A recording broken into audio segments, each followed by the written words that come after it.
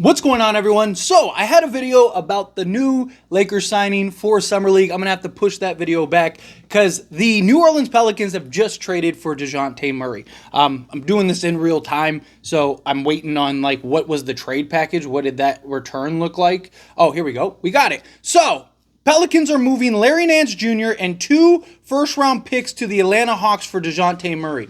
Are you kidding me? That's all? Larry Nance Jr. and 2 first-round picks to the Atlanta Hawks for Dejounte Murray.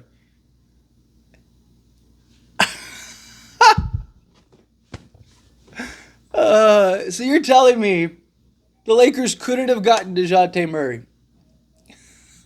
Sorry, like I said, I'm recording this in real time. This is my real reaction. I just got the notification.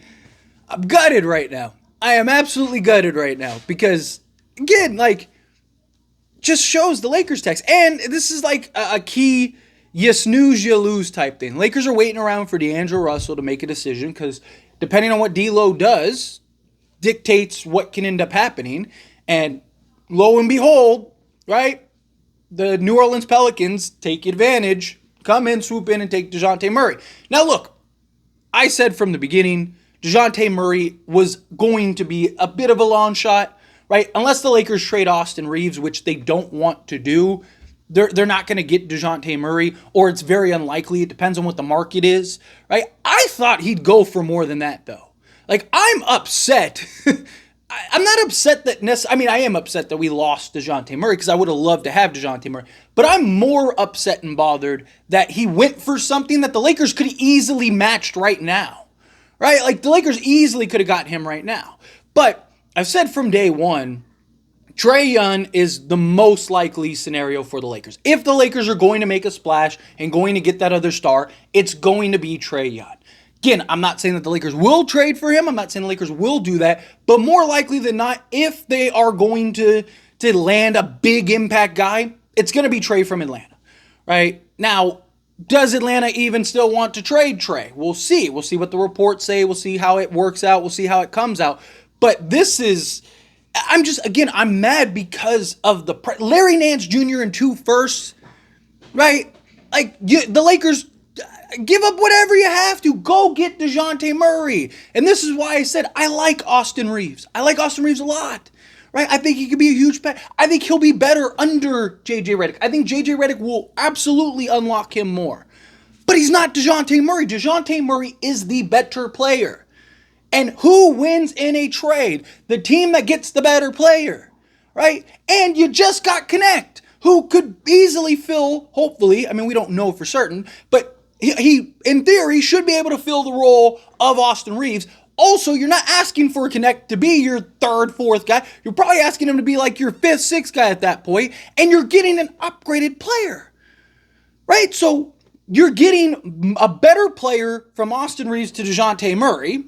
And then, on top of that, you're also getting a guy in Connect that can fill, even if he only fills 10% of what Austin Reeves does.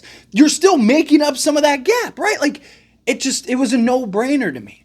But this also signaled something else that I was talking about heavily, which is Atlanta's looking for salary dumps. Right? Atlanta's looking to kind of clear space and stuff like that, which is also why I think the Lakers may end up being able to get Trae, because if D'Lo opts in, he becomes an expiring contract, so they could basically clear off more salary. The Atlanta Hawks are hitting the reset button. They're completely rebuilding, right? So, to me, this Dejounte Murray trade furthers that, right? And getting him for 2 firsts, I think that's basically what I thought it would be. I thought it'd be 2 firsts. I said maybe a pick swap if you don't include Austin Reeves.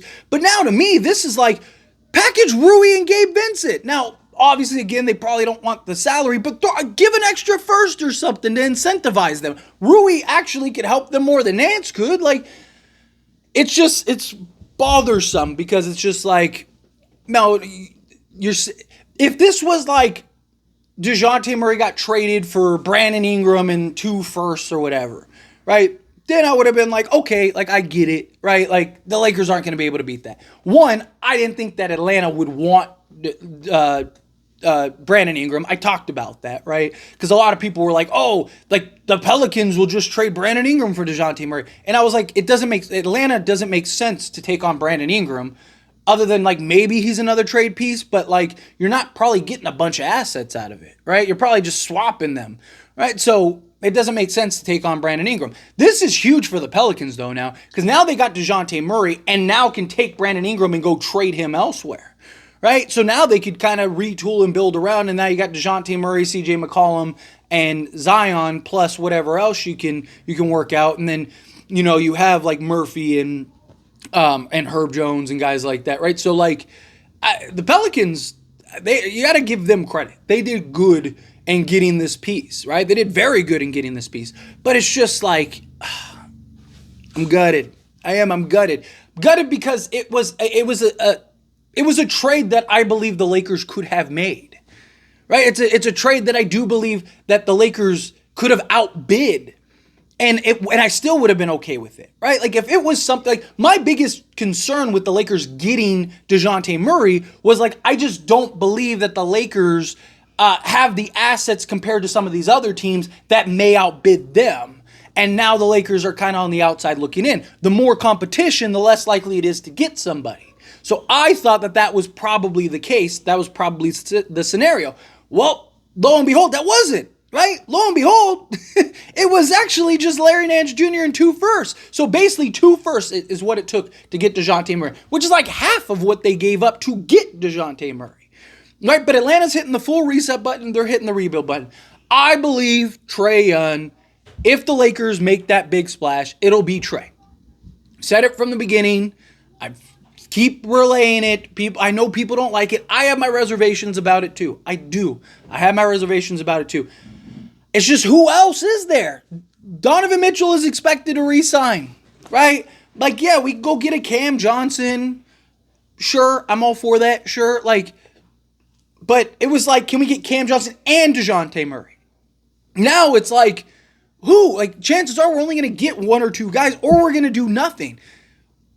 Right? Like the well is starting to dry up here, and it's starting to dry up fast for the Lakers. Right? Like Dejounte Murray was kind of the one bank, right? Like that was kind of the one guy we were kind of hoping and banking on, fingers crossed we get.